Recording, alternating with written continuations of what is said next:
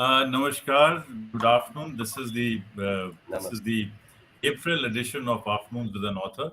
This is our 19th edition in this series, and we are very delighted that today we have with us a person who is a visionary, a person who's an entrepreneur, a person who's a social worker, a person who's an ardent devotee of the Gita, a person who's read the Gita, who believes in family values, and who's written a treatise called Diamonds Are Forever. But the second line is more important. Diamonds are forever, and so are morals, because these days we focus on diamonds, but his story is also a story of morals. Thank you very much, Govind Bhai, for joining us. Namaskar. Thank you. And we are very honored to have with us Lipika, who's been involved with the publishing and the editing of this book. And therefore, she has her own thoughts and her own perspective to this. So welcome to the afternoon to the North Lipika. It's an honor and a pleasure to have you with us. अच्छा गोविंद भाई, हम ये Hindi English में चर्चा करते रहेंगे आराम से, किसी भी भाषा में हम मूव कर सकते हैं. सबसे पहले तो मैं बताना चाहूंगा that we are joined by the National Digital Library of India. National digital library of India जो है ये IIT खड़गपुर में बेस्ड है और इनके 2-3 हजार क्लब्स हैं, यूथ क्लब्स हैं जो किताबें लेते रहते हैं, किताबों में इनका इंटरेस्ट है.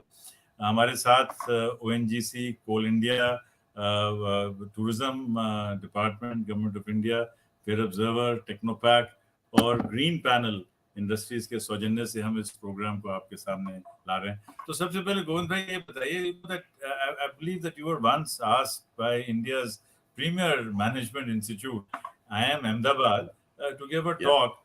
But in the course of the talk, they asked you कि भाई आपको तो पूरी गीता याद है और आपको 16 साल की उम्र से एक गुजराती में गीता याद है, और जिसने गीता याद कर ली उसको फिर इस बिजनेस में, इस धंधे में, इस इंटरनेशनल ट्रेड में कैसे इंटरेस्ट हो गया, और इससे भी इम्पोर्टेंट इतनी कामयाबी कैसे प्राप्त हुई. तो maybe we could start with that, and then of course इस किताब में 10 चैप्टर हैं और 10 चैप्टर में कुछ कुछ आपसे प्रश्न पूछता रहूंगा और लिपिका जी भी आपसे कुछ कुछ सवाल करती रहेंगी. ओवर टू यू गोविंद भाई. बहुत अच्छा, नमस्ते और मित्रों. तो आपने जो क्वेश्चन किया तो सबसे पहला मेरे को मेरा बालपन याद आ गया, बचपन. क्योंकि जब भी मैं 2014 में फर्स्ट टाइम IIM में लेक्चर देने को गया तो स्टूडेंट ने पहला ही क्वेश्चन किया कि आपको पूरी गीता जी बाय हार्ट है, वो सही है? मैंने बोला हाँ सही है. तो बोला कि हमारा दूसरा क्वेश्चन है कि जिसको गीता जी बाय हार्ट होती है वो कभी इंडस्ट्रियलिस्ट नहीं देखा, और जो इंडस्ट्रियलिस्ट होता है उनको कभी पूरी गीता बाय हार्ट नहीं देखी. तो दोनों कैसे हो गया? तो मैंने बोला देखो, ये उनका क्वेश्चन आपको अच्छा लगे कि नहीं लगे मेरे को मालूम नहीं, मगर मैं पूर्व जन्म को मानता हूं क्योंकि उनका एक्सपीरियंस है. ऐसा नहीं कि मैंने कहाँ पढ़ा लिखा है. मैं गांव का लड़का, मेरा 700 की आबादी का गांव में 1 से 4 स्टैंडर्ड की स्कूल, धूड़िया स्कूल पूरा. तो मैं वो गांव में 1 से 4 पढ़ा, 5, 6, 7 तालुका में, 6 किलोमीटर फ्रॉम माय होम. तो मैं एवरी डे नंगा पैर चल के जाता था वो टाइम पर. तो मैं कभी 6 में या 7th में होगा मालूम नहीं, मगर 10-11 साल का मैं था. और मैं एक मंदिर था, छोटा रूम जैसा, तो मैं मंदिर में कबाट में सब देख रहा था, बच्चे कुतूहलवश.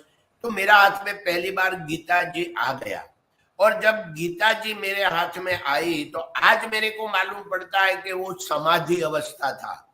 तो मैं एकदम हल्का फुल्का हो गया, ऐसा लगा. मैं वहां बैठ गया और गीता जी लेके मैं पढ़ने लगा.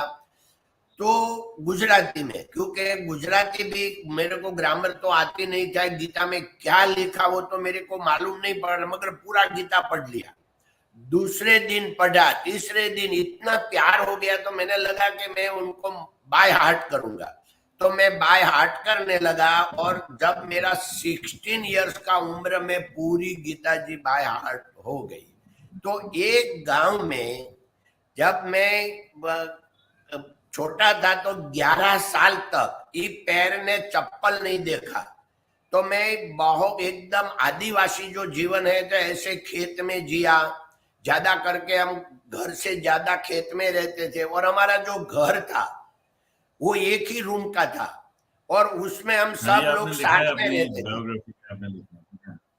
एक ही घर में, तो आपने घर में कई दिन ऐसा नहीं रहता था कि कोई सांप नहीं आया है। हर दिन घर में सांप भी रहते थे, बिलाड़ी रहती थी, क्योंकि उंदर बहुत था उनका खोराक। तो ये आदिवासी जीवन जीने के बाद मैं 13 साल की उम्र में 7वीं का एग्जाम नहीं दिया। I am study only 7 but not giving 7 exam also. I have certificate only 6।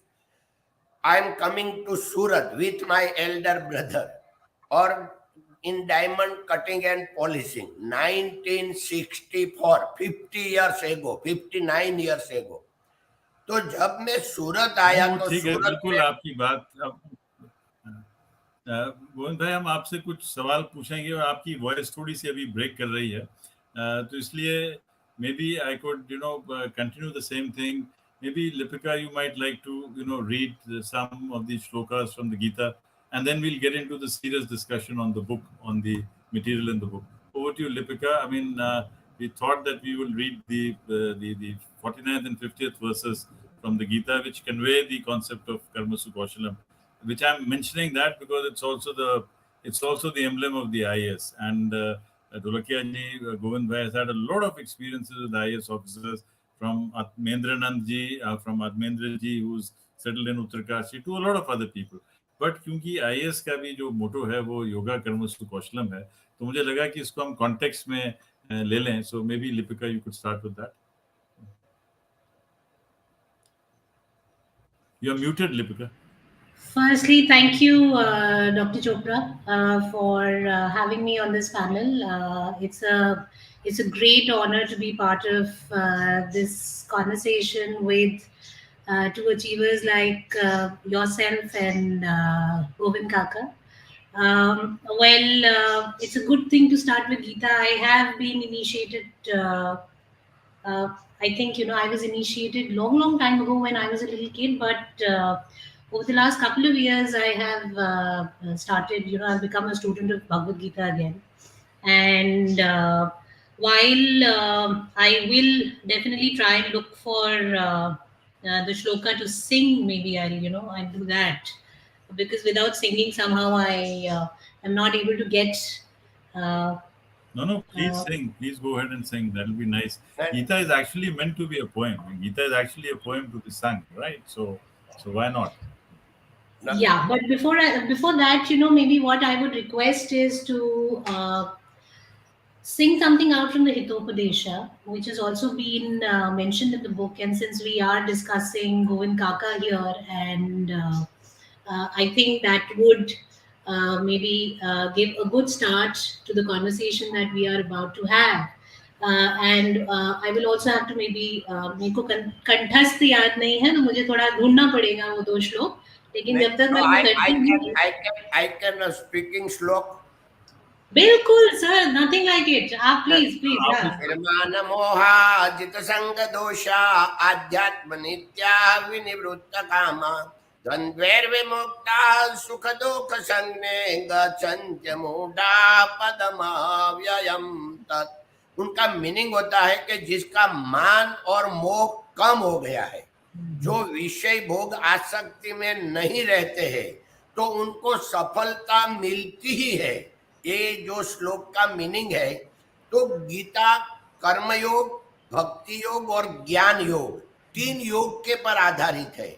पूरा विश्व में किसी भी बुक ने, किसी भी धर्म ने कर्म को योग का दर्जा नहीं दिया. एक श्रीमद् भगवद गीता है जिसने कर्म को योग का दर्जा दिया है. जी, नहीं, बहुत सुंदर.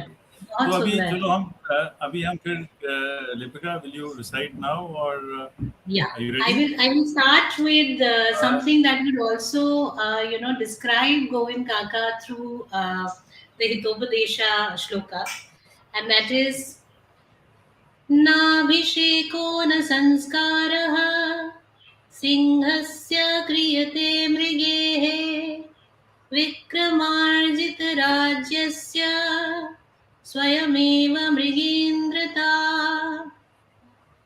This is a shloka from Hitopadesha, which means there is no official coronation ceremony held or ritual performed to declare that lion is the king of jungle. He becomes king by his own attributes and heroism. And today I'm so delighted that we are here to discuss one such hero who's a typical rags to riches story coming from India, the hinterlands and the Adivasi Kshetra of India. And I think it is one story that every person should read and hear about today to get inspired by the kind of life Govind Kaka is. And I'm so glad that Penguin has been able to publish this book. So to begin with, Sanjeev, I would request to take this conversation forward with Govind Kaka, and I would continue to give in my inputs. But this was one shloka that I had to, recite in order to describe Kaka's journey.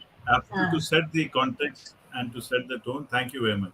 अच्छा, हम start करेंगे. देखिए, जो introduction लिखा, जो forward लिखा है आपके लिए, उसमें लॉर्ड भिकू पारेख बहुत साफ कहते हैं कि देखिए, ऑटोबायोग्राफी जो है वो सबसे मुश्किल किस्म का एक जॉनर है. और बीच में फिर उन्होंने ये भी बताया कि भारत में सबसे पहली जो शायद ऑटोबायोग्राफी की परंपरा है वो महात्मा गांधी ने स्टार्ट की थी. हमने तो उसका इंग्लिश वर्जन पढ़ा, मैं एक्सपेरिमेंट विद ट्रूथ, लेकिन आपने तो महात्मा गांधी का, जो आपने अपनी पुस्तक में भी मेंशन किया, आपने गुजराती में उसको पढ़ा था. तो आप ये बताएं कि क्या महात्मा गांधी की जो ये पुस्तक थी, माय एक्सपेरिमेंट्स विद ट्रूथ, जिसको हमने गुजराती में जो इसका नाम है सत्याना प्रज्ञो अथवा आत्मकथा, इससे क्या आपको इंस्पिरेशन मिली? थोड़ा सा इसके बारे में बताएंगे. और साथ में एक रिलेटेड प्रश्न इसके बाद मैं लिपिका जी से पूछूंगा कि ऑटोबायोग्राफी को पब्लिश करने में और बाकी किताबें जब पब्लिश होती हैं तो क्या इन जॉनर्स में पब्लिशर पे फर्क निकालते हैं? What is the criterion by which, is there a difference between the way you look at biographies and autobiographies, because biography is somewhere between fiction and non-fiction. But before that, Govind bhai, Mahatma Gandhi की पुस्तक से आपको क्या inspiration मिली और जो भी आप कहना चाहें? ये महात्मा गांधी जी की आत्मकथा जो गुजराती में है, उनका नाम है सत्यना प्रयोगो. तो ये सत्य का प्रयोग, उसको ऐसे हिंदी में माना जाए. तो मैं वहां से सत्य, दृढ़ निश्चय, दृढ़ सत्य में वहां से मेरे को मिला कि सत्य की क्या ताकत होती है. तो क्योंकि जो काम उसने किया, जो निर्णय लिया, मगर सत्य को कभी नहीं छोड़ा गांधी जी ने. और ये बुक मैंने पढ़ी, उनको 50 साल हो गया. 50 साल पहले से मेरे में दृढ़ निश्चय आ गया. उसके बाद क्या हुआ सर कि आज तक मैं खाली ऑटोबायोग्राफी ही पढ़ता हूँ, उसको सूरत में आत्मकथा बोलते हैं हिंदी में. तो 50 से ज्यादा मैंने पढ़ी, मगर सबकी मैंने ऑटोबायोग्राफी ही पढ़ी. क्यों कि मैं मानता हूँ कि अच्छा ओली स्टोरी नॉवल कथा, मैं इंग्लिश में नॉवेल, जो नॉवेल है मैंने कभी नहीं पढ़ी. नॉवेल भी बहुत अच्छी होती है, उसमें ज्ञान मिलता है, मगर मैं मानता हूँ कि किसी का मगज की वो उपज है. Losing Govind Kaka, so maybe you could respond. अभी आया कि आवाज बंद है? Then we get back problem है? नहीं, आवाज बंद हो गया. I can hear him. I can hear him properly. भाई आपने कही क्यों? काका, मैं आपको सुन सकती हूँ, तो आप जरूर लेकिन अपना कंप्लीट कीजिए. ओके, अभी आवाज आता है मेरा? आवाज आया प्लीज? तो मैं क्या हो गया, नॉवेल मैंने नहीं कभी एक भी पढ़ी, क्योंकि मैं मानता हूं कि अगर जो ऑटोबायोग्राफी है वो ट्रू सत्य है, तो हम कैसे जीने का तो रियल जो लोग ने रियल जीवन जिया है ऐसा हमको बनना है। तो इसलिए मैं ऑटोबायोग्राफी ही पढ़ा ज्यादा का, नॉवेल कभी नहीं। नॉवेल बहुत अच्छी होती है, ज्ञान मिलता है, मगर मैं इसलिए नहीं पढ़ा मैंने आज तक कि वो किसी का मगज का उपज है, वो रियलिटी है कि नहीं हमको मालूम नहीं, हो सकता है वो पिक्चर जैसा है। काका आपने बहुत अच्छी बात कही यहाँ about taking away from the real life stories. And इसी सिलसिले में जो डॉक्टर चोपड़ा ने क्वेश्चन पूछा था कि ऑटोबायोग्राफीज या बायोग्राफीज का जो पब्लिशिंग है और जो रेगुलर फिक्शन नॉन फिक्शन है उसमें क्या अंतर है, तो अगर मैं if we look at the last few decades of publishing, there have been very few business biographies, so to say, coming from India. We usually read international business tycoons, their lives and their stories, and a lot of them would have their own struggles and come out of it. But I think for Indian audiences, it's a growing need to be able to connect or relate with that story more. And I think that is the reason why, if you look at it, the Indian publishers have started publishing more biographies coming from India. The difference between an autobiography and biography, I think, while yes, a biography could have some influence, personal influence coming in from the biographer, which I think should not, because professionally, people who are into biography writing usually are professional enough to keep their personal biases away.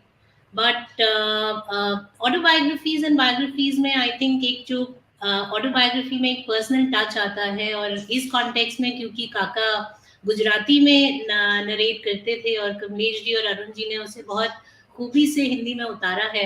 I think ये एक story थी जो बगैर publish किए, मतलब आप कभी सोच भी नहीं सकते थे, आप मानेंगे नहीं, मैंने शायद काका के बारे में इस किताब के पब्लिश होने से कुछ महीने पहले सुना नहीं था। मतलब not knowing about such a great personality and his life and his journey is such a loss for the entire nation. I mean, the youth of the nation is inspired by such instances where we are struggling every day with our own shortcomings, our challenges, and whatever challenges life throws at us. But before we go on to your next question that you asked, Dr. Chopra, I think both of you did talk about what you had asked me to start the conversation with, and that was primarily about Drid Nishchay. I think Kaka also mentioned that his life has been governed by the fact that he's very very उनका जो निश्चय है मतलब उन्होंने कभी उसे छोड़ा नहीं। And I think that's exactly what आपका जो आईएएस ऑफिसर्स का जो वो है जो आप मेंशन कर रहे थे, वो श्लोक है जो 48 श्लोका है, 48वां श्लोक जो है अध्याय में, दूसरे अध्याय में, उसको हमें एक बार यहाँ जरूर गाना चाहिए, so that it again sets the further conversation in motion about the parts from Govind Kaka's lives that actually influenced his journey and influenced many more and continue to do that. So it goes like this, and this is for everybody else who's tuned in. Yogastha kuru karmani sangam tattva dhananjaya. This is where Shri Krishna is speaking to Arjuna, and it says, the second line is Siddhaya Siddhayo Swamo Bhutva Sammatvam Yoga Uchyate, where he says that सफलता और असफलता के मोह को त्याग कर you should be persistent and focused on what your job is, what you have to do, what you have at hand to carry out. और ऐसी समता को योग कहते हैं। तो एक गोविंद काका कई मायनों में एक योगी हैं जो इतने फोकस और दृढ़ निश्चय के साथ जो है आज भी इतनी 78 इयर्स होंगे काका आज, आज भी पूरे उस निश्चय और उस ऊर्जा के साथ कार्य करते हैं। Over to you doctor. Thank you Lipika. अच्छा गोविंद काका, अब आप ये आपने अपनी पुस्तक के अंदर जो एक किस्म से भारत का इतिहास भी है, क्योंकि इसमें आपने बताया कि सूरत की ओरिजिन कैसे हुई, बॉम्बे से मुंबई कैसे बना, फिर आपने पूरा 60s की एजिटेशन के बारे में बताया। तो एक किस्म से ये भारत का भी एक इतिहास है 60 के दशक से लेके अब तक, क्योंकि इसमें कौन कौन कैरेक्टर्स आए, सो बहुत सारी चीजें आई। लेकिन सबसे पहले हम अपने दर्शकों को आपके माध्यम से मैं चाहता हूं कि आप उनको सूरत की कहानी के बारे में बताएं, क्योंकि सूरत ही था जहां से आपने, सूरत से ही फिर आप बॉम्बे गए, फिर वहां से एंटवर्प गए, फिर वहां से टेल अवीव गए। लेकिन सूरत जो शहर है, इसका आपकी जिंदगी में एक बहुत भारी, जिसको कहा जाए, it has a significant place in your life, so you could perhaps tell all of us about Surat, the city. हमारा जन्मभूमि सौराष्ट्र दुधाला है, मगर हमारा कर्म भूमि सूरत रहा है, क्योंकि 59 ईयर्स सूरत में हो गए। तो मैं जब सूरत में आया तभी 1964 में सूरत का पॉपुलेशन था 275,000, 3 लाख पूरा नहीं था। टुडे 8 मिलियन, 80 लाख लोग रहते हैं। तो 30 टाइम सूरत में जब आया तभी से आज। तो ये सूरत की जो धरती है, वो उनका सूरत का दरवाजा बहुत बड़ा थे, पूरा भारत को समा लिया। ये 60 साल में मैं ऐसे मानता हूं, कोई स्टेट बाकी नहीं होगा पूरा भारत में कि जो सूरत में नहीं रहते हैं। और हमारा सौराष्ट्र का जो वेस्ट गुजरात माना जाता है, उनका यहाँ खाली सूरत में 20 लाख लोग रहते हैं, तो पूरा सौराष्ट्र भी सूरत में आ गया। तो ये सूरत का धरती जो है वो उदारता वाली है, बहुत सब लोग, मैं अकेला नहीं पर पूरा सूरत का वातावरण एकदम उदार और प्रेमाल रहता है। यहाँ प्यार ज्यादा है। तो सूरत में आप जानो के मानो के, तो क्या होता है कि हमारा पूरा गुजरात में कोई भी कार्य होते हैं वो यहाँ से शुरू होता है, लाइक वाटर रिचार्ज का तो सूरत से सौराष्ट्र और पूरा इंडिया में, और बेटी बचाओ का तो सूरत से निकला। तो ऐसे मैंने बुक्स में भी बताया है कि जो बीजेपी का जो स्टार्टिंग हुआ वो भी सूरत से ही हुआ है इनडायरेक्ट। तो ऐसे सूरत की जो धरती है वो थोड़ी सर्जनात्मक है, उदार है, और यहाँ का लोग बहुत प्रेमाल है, सबको समा लेते हैं सबको। नहीं, बहुत अच्छा, मतलब आपने डिस्क्रिप्शन दिया सूरत का। एक सबसे रीडर्स के साथ में आप जरा शेयर करवाइए कि आपकी पहली एंट्री ताजमहल होटल में कैसे हुई, क्योंकि आप जब गए फिर आप वापस आ गए, फिर आप पीछे से गए, तो भी एक मजेदार किस्सा है इस कहानी का। तो सर मैंने सूरत आके डायमंड कटिंग एंड पॉलिशिंग में 6 इयर्स वर्कर का काम किया, डायमंड कटिंग एंड पॉलिशिंग का। तो 1968 में हम सब लोग साथ में काम करते थे। इसमें 4 लोग बम्बई घूमने के लिए गया फर्स्ट टाइम। तभी मैं 17, 18, 20 साल का होगा।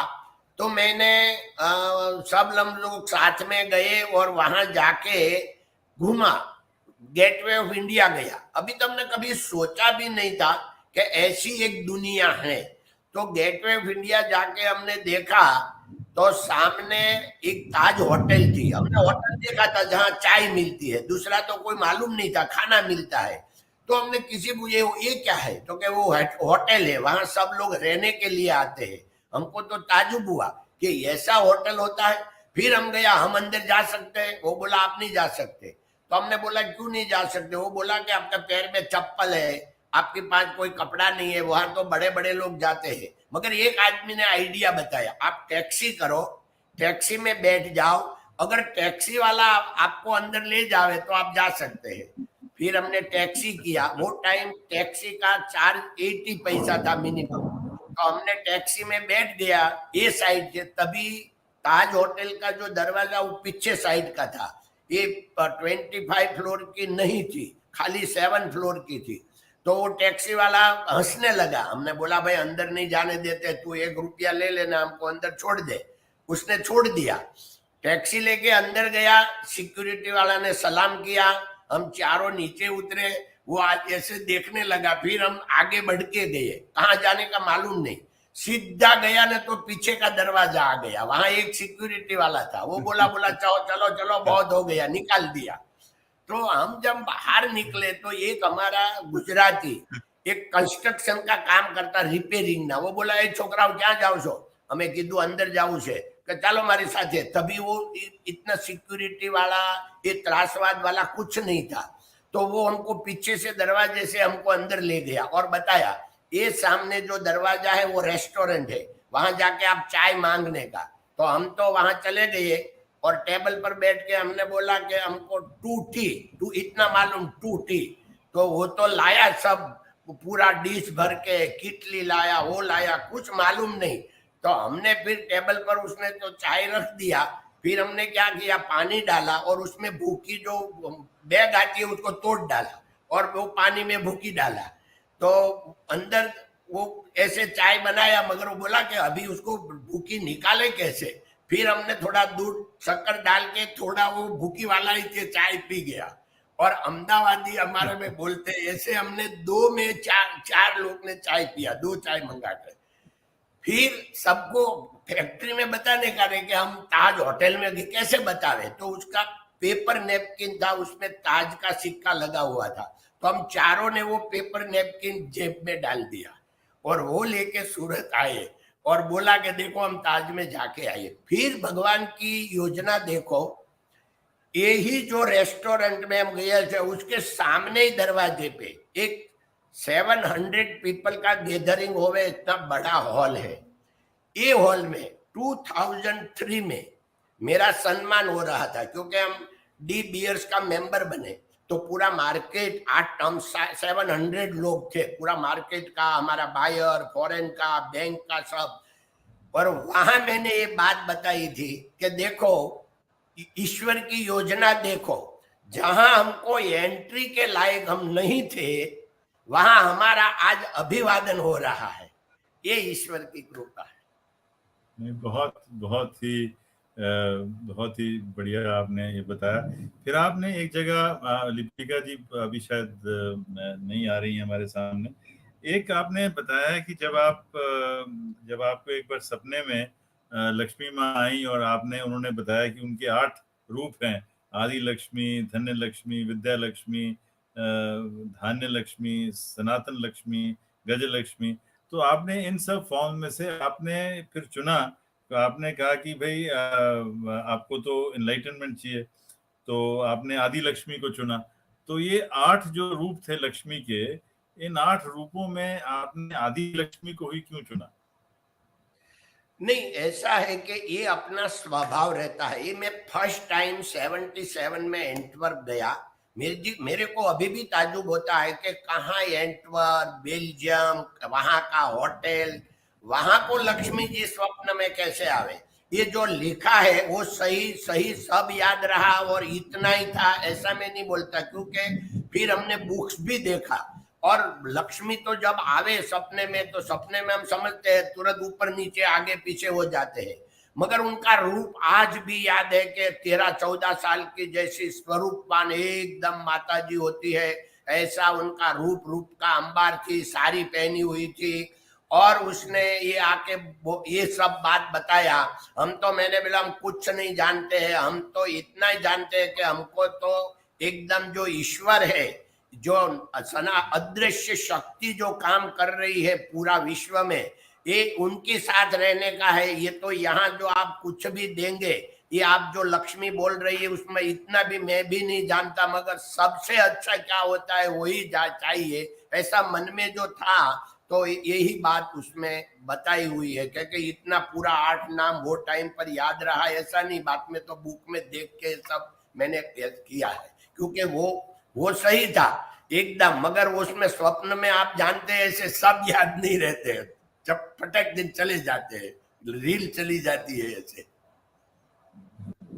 एक जगह अपनी पुस्तक में, और मैं वो लाइन कोट करता हूँ, और बहुत इम्पोर्टेंट है क्योंकि इसमें देश के बारे में हमें एक आइडिया लगता है। तो एक बार गोविंद काका decided to go on a tour of this country, and therefore to decide what to visit in this very great country, he had a little discussion. But then how did he choose these places? And I'll quote this line from the book.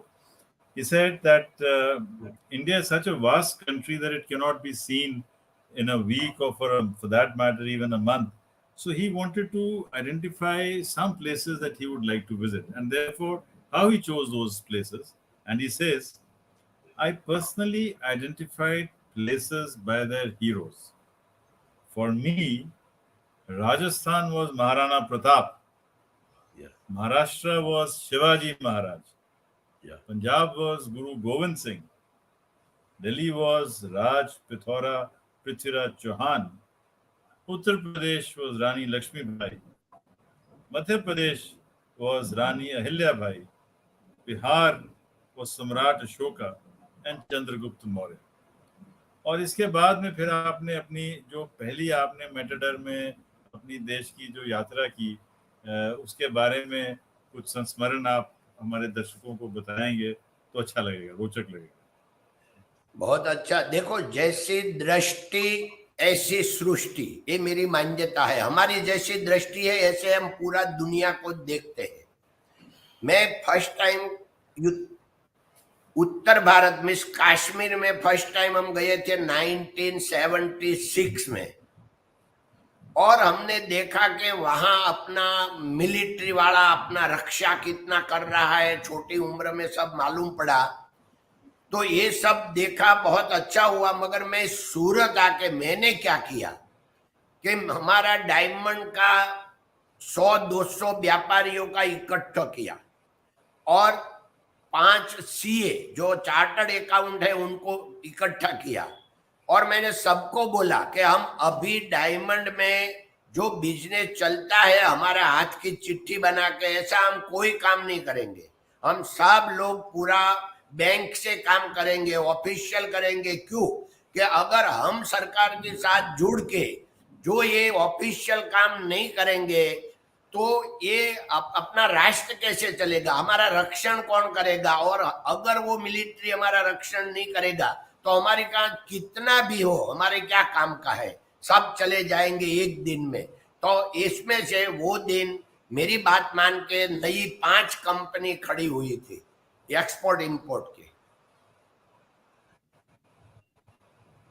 नहीं, बहुत बढ़िया। तो आप जरा ये बताएंगे कि आपने जो देश में जो आपने भ्रमण किया, आपका एक्सपीरियंस राजस्थान का, पंजाब का, वाराणसी का, इन सब के बारे में थोड़ा आप दृष्टि जरा बताएंगे सबको। Please share your thoughts. Because आपने नहीं, बताया कि लंगर से आप बहुत इंस्पायर हुए। यस, मैंने बोला ऐसा सर कि जहां भी जाइए, जहां भी, वहां से हमको लेसन मिलता है, क्योंकि ये दृष्टि ऐसा सृष्टि। तो मैं कश्मीर का बात करूं, जैसे पंजाब का करूं, जैसे अभी मैं पहली बार जब हरिद्वार गया और गंगा मैया का दर्शन किया, तो मैं मान और सोच भी नहीं सकता था कि ऐसा दृश्य हो सकता है। तो ऐसे जब हम वहां बद्रीनाथ गए, ये भी इतना एक अलौकिक था। तो सब खुद खुद की पहचान अलग रहती है। तो इसलिए जो स्थल पर मैं गया, उनका जो भी पूरा लिखा हुआ था मेरे पास, क्योंकि मैं डेली डायरी लिखता हूँ, तो ये सब जो लिखा हुआ था उसका इकट्ठा करके उनकी महत्ता सब बुक्स में हमने बताई है। बहुत बढ़िया। अच्छा गोविंद काका, मैं अपना ये ऑफ कर रहा हूँ क्योंकि यहाँ बिजली चली गई है, तो मैं दूसरे अपने फोन पे आ रहा हूँ क्योंकि बिजली चली गई यहाँ पे। 1 मिनट ओके, के नो लिए प्रॉब्लम थोड़ा मुश्किल होगी। हाँ। ना, नो और अभी प्रॉब्लम। तक लिपिका जी आ गई हैं। Lipika, will you please resume the conversation? Okay, exit full screen. ये आज यहाँ बारिश काफी हो गई है तो थोड़ी समस्या हो गई है। એટલે बिजली चली गई।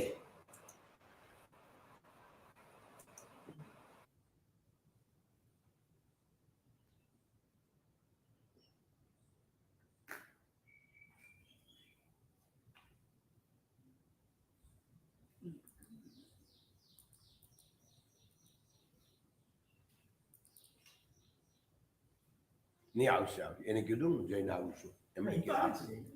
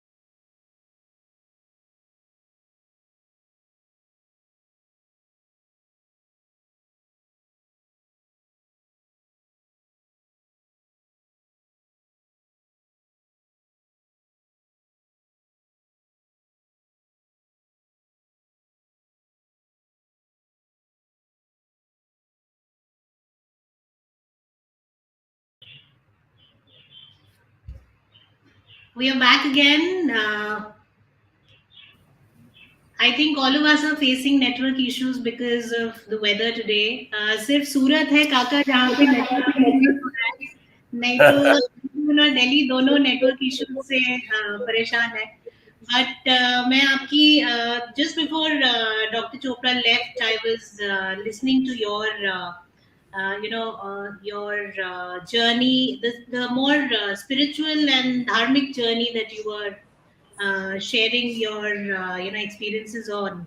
And from there, I thought, maybe you should tell the viewers today about how important it is for a business person, someone who is into, uh, you know, uh, hardcore earning big money. How can a business person actually, still have his values intact, and and his spiritual side, very active. And whether it is in the first place, जब हम ethics की बात करते हैं, जब हम honest होने की बात करते हैं, तो बिजनेस में ये दोनों चीज़ें हर बार शायद हर किसी के लिए पॉसिबल नहीं है। लेकिन आपकी स्पिरिचुअल जर्नी जो रही है, एंड स्पिरिचुअल होने की बात करते हैं, वो एक ऐसा स्पेस है जो आपको एथिकल और ऑनेस्टी सिखाता है कई मायनों में। तो उस जर्नी के बारे में आप जब बात कर रहे थे, तो ये ज़रूर बताएं हमारे श्रोताओं को कि अ, किस तरह से इसे मैनेज करा जाता है। क्योंकि कई लोगों को लगता है कि धन कमाने की उसमें है, बड़ा धन कमाने की बिजनेस में है, तो ऑब्वियसली मतलब हमेशा एथिकल नहीं हुआ जा सकता, कुछ ना कुछ आपको शॉर्टकट्स ढूंढने पड़ते हैं। लेकिन आपकी लाइफ जर्नी में जिस तरह से हमें आपकी किताब से भी पता चलता है, बहुत स्ट्रिक्ट एंड डिसिप्लिन्ड वो रहा है आपका। और शायद उसका मैं श्रेय कहीं आपकी स्पिरिचुअल साइड को दूंगी, जिसके बारे में आप अपने एक्सपीरियंसेस अभी कुछ देर पहले श्रोताओं से शेयर कर रहे थे। बट एज अ बिजनेसमैन, जरा हमारे श्रोताओं को बताएं कि अपने इस एस्पेक्ट को कैसे एक्टिव रखा जा सकता है। थैंक यू लिपिका बहन। मेरी दृढ़ मान्यता है कि संपत्ति एंड संतति ये प्रारब्ध के अनुसार मिलती है, उनके लिए प्रयत्न करने की जरूरत है, पाप करने की नहीं, झूठ बोलने की जर्रा पण जरूरत है नहीं। क्योंकि जो संपत्ति है, पैसा ही सुख दे सकता है, इससे बड़ा झूठ कोई नहीं है। ये सुख देता है हमारी समझ। पैसा से हमको साधन मिलता है मगर साध्य नहीं। तो पैसा चाहिए जीवन में, मगर वो साधन के लिए चाहिए, साध्य नहीं है। अगर हमारे पास कार लेने का पैसा नहीं है तो हम रिक्शा में जाएंगे, रिक्शा का नहीं है साइकिल लेके जाएंगे, इसमें कोई दुख की बात नहीं है। और मोटर अगर मिल गई और सुख मिल गया, कल हमारी कार का एक्सीडेंट हो जाए तो कहाँ गया सुख? तो कार ही सुख दे सकती है, पैसा ही सुख दे सकता है, ये मान्यता गलत है। सुख देता है हमारा सेटिस्फेक्शन। जैसे हम माने कि पैसा सत्य बोलने से ही मिलता है एंड टिकता है, क्योंकि सत्य की बहुत बड़ी ताकत है। झूठ बोलने से अगर पैसा आ गया वो चला भी जाएगा। और सत्य जो है वो सनातन है। तो कोई भी काम करें, हम बिजनेसमैन को मैं प्रार्थना करता हूं, आप कोई भी काम करें, ये भगवान को साथ में रखे करें। भगवान मीन्स अदृश्य शक्ति, कोई सृष्टि चला रहा है, उनको देख के उनकी साथ रहकर करें। और उसमें से बांटने का, अगर बांटने का कहाँ, तो हमारे भाई फैक्ट्री, हमारी ऑफिस, उसमें जो लोग हैं उनकी लायकात से आप ज्यादा दो। हमारे घर में नौकर चाकर है, उनको उनकी लायकात से ज्यादा दो। ये बांटने का काम है। यहाँ बांटने का पूरा हो जाए, बाद में हमको बाहर जाने का है बांटने के लिए, चैरिटी में हम बोलते एनजीओ करने का, ये सब बाद की बात है। तो अगर जो हम ज्यादा पैसा बांटेंगे तो अपनी कंपनी, अपना बिजनेस 2 गुना, 4 गुना, 10 गुना बढ़ेगा। क्योंकि हमारे साथ काम कर रहे वो सेटिस्फेक्शन है, उनको बॉस बहुत अच्छा लगता है, कंपनी अच्छी लगती है, वो बहुत अच्छा काम करेगा। और भगवान को साथ में जो रखने का, उसका उदार दिल बनो, उदार से बांटो, तो बढ़त बढ़ जाए। हमारे गुजराती में एक दुहा है, धर्म बढ़े धन बढ़े, धन बढ़े, मन बढ़े, मन बढ़े, मान बढ़े, बढ़त बढ़त बढ़ जाए। मीन्स जिसके बाद धर्म होता है वहां से धन की बढ़ोतरी होती है। धन अगर आ गया तो हमारा मन भी बड़ा होता है, और मन बड़ा होता है और हम चैरिटी करते हैं तो मान भी बढ़ जाता है, तो बढ़त बढ़त बढ़ जाए।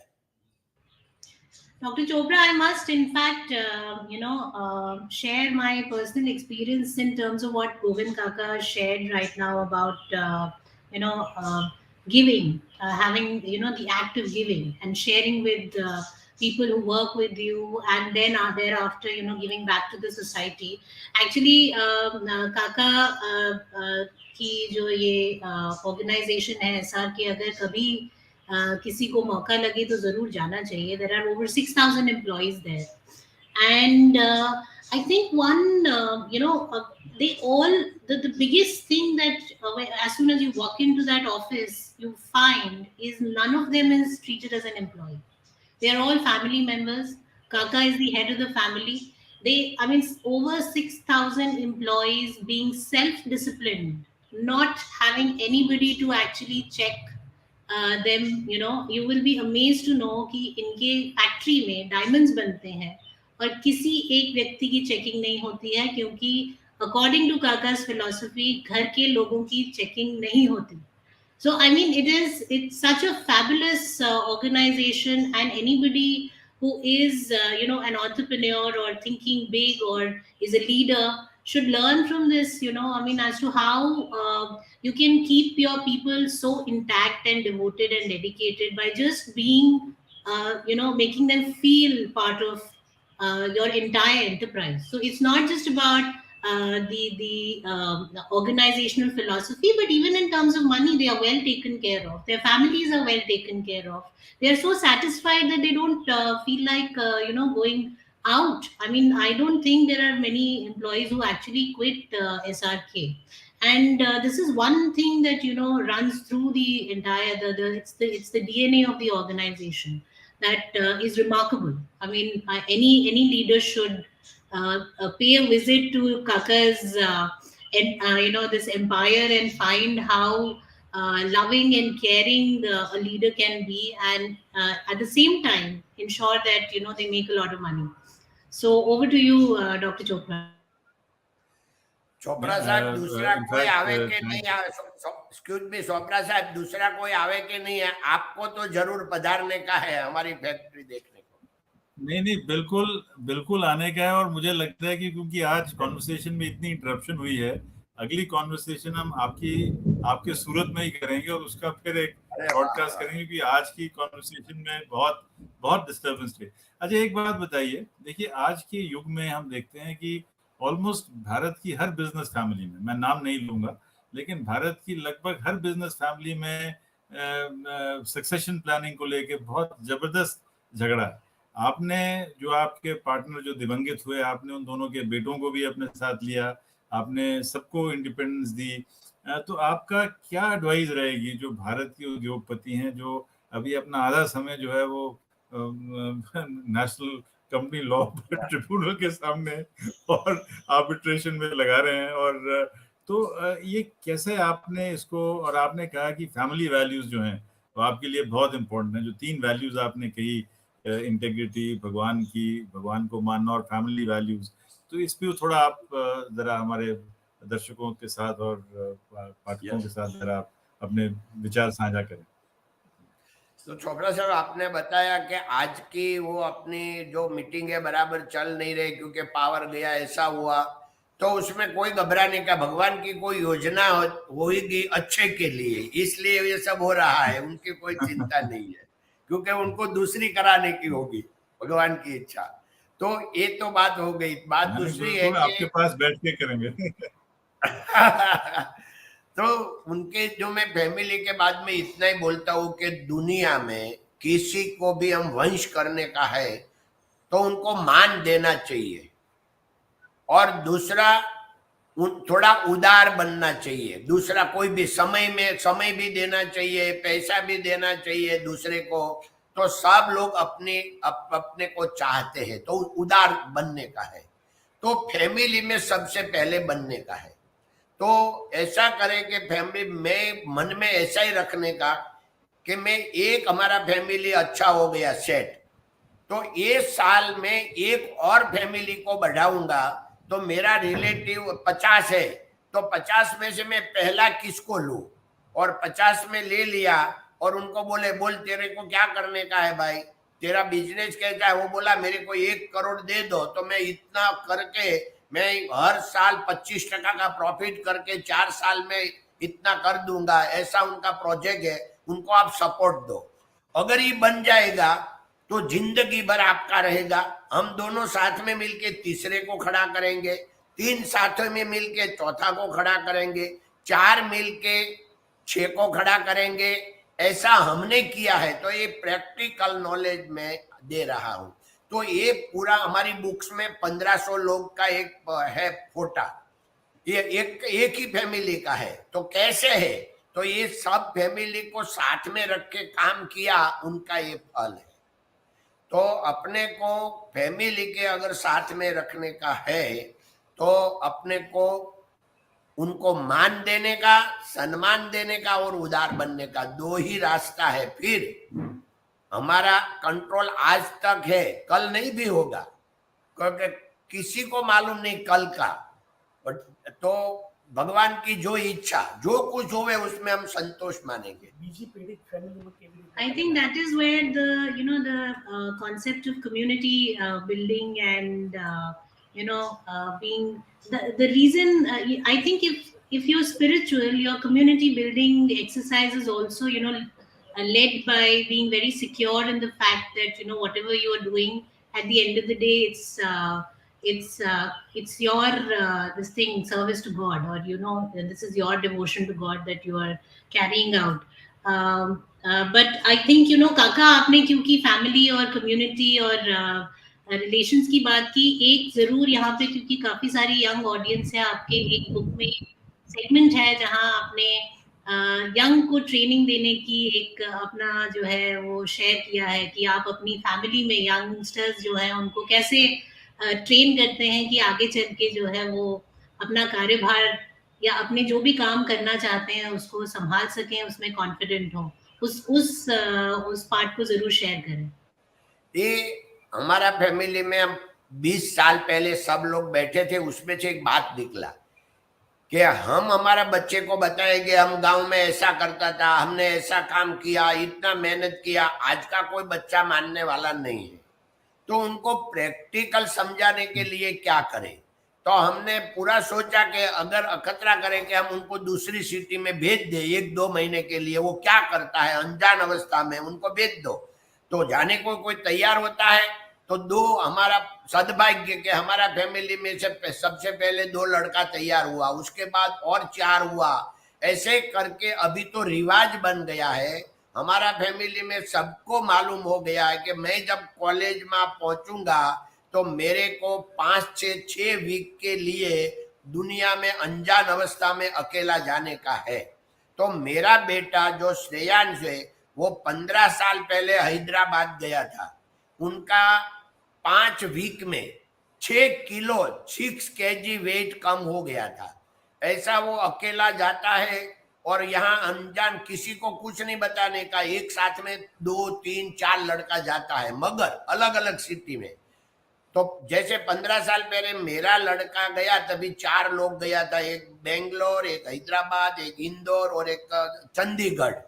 तो ऐसे करके वो सब घर में सबको हम बताते थे, वो लोग तो सब घूमने के लिए गया हिमालय में, अभी 1 महीना नहीं मिलेगा, ऐसा स्टोरी बनाते हैं और सबको भेजते हैं। तो आज ये मेरी बेटा की तो स्टोरी भी ऑनलाइन है, रुपयानी कदर गुजराती में है, इंग्लिश में कोई नाम होगा मालूम नहीं, मगर रुपयानी कदर ये गुजराती में है, 15 साल पहले की।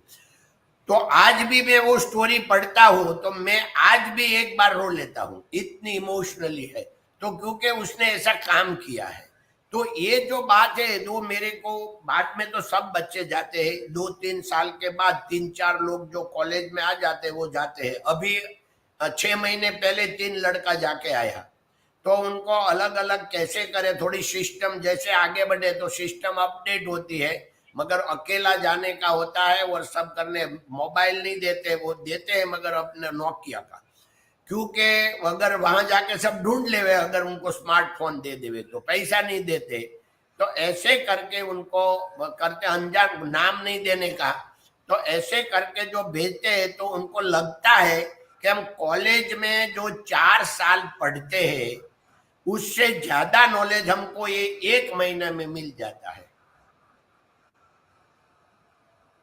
नहीं, बहुत खूब, बहुत बढ़िया आपने बताया। और यही, जैसे आपने अपनी पुस्तक में भी लिखा कि गांधी जी को भी यही एडवाइस दी थी गोखले जी ने कि भाई आप साउथ अफ्रीका से आए हैं और उसके बाद जब तक आप 1 वर्ष भारत की रेल यात्रा नहीं करेंगे तब तक आप आगे नहीं बढ़ सकते। यात्राओं पे बात करते हुए, सबसे पहली आपकी रेल यात्रा थी जब आपने कंपार्टमेंट के अंदर घुस के अपने भाई के लिए वो चटकनी खोली और आप सारा सामान लेके आए।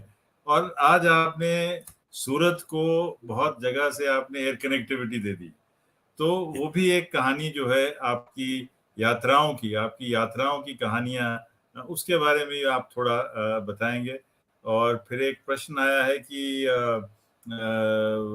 गोविंद जी, क्या आप इस पुस्तक के बाद अगली भी एक कोई पुस्तक लिखने के बारे में सोच रहे हैं? ये भी एक प्रश्न हमारी ऑडियंस से आया है, लेकिन ये क्योंकि हमारे पास अभी 3-4 मिनट ही बाकी हैं, तो आप ही से निवेदन है कि आप कुछ अपने पहले प्रश्न और नहीं, दूसरे पे बराबर भी है। आप विचार। तो ये जो खिड़की की बात है वो सही है। मैं पहले बता दूं कि सुख दुख जो होता है वो मन का खेल है।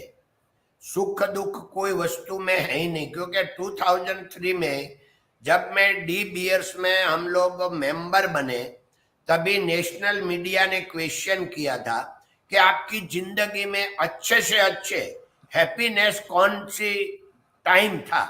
तब मैंने जवाब दिया था कि मैं तभी 11-12 साल का होगा, हमारा घर में पहली बार साइकिल आई और मेरा बड़ा भाई ने मेरे को साइकिल दी। मैं स्कूल का स्टेप के पर पैर रख के, सीट ऊपर तो नहीं बैठ सकता, आगे बैठ के पहला पेडल लगाया, 50-100 फुट गया, गिर गया, मगर ये जो पहली जर्नी व्हील ऊपर हुई, इससे आज तक कोई ज्यादा आनंद नहीं हुआ।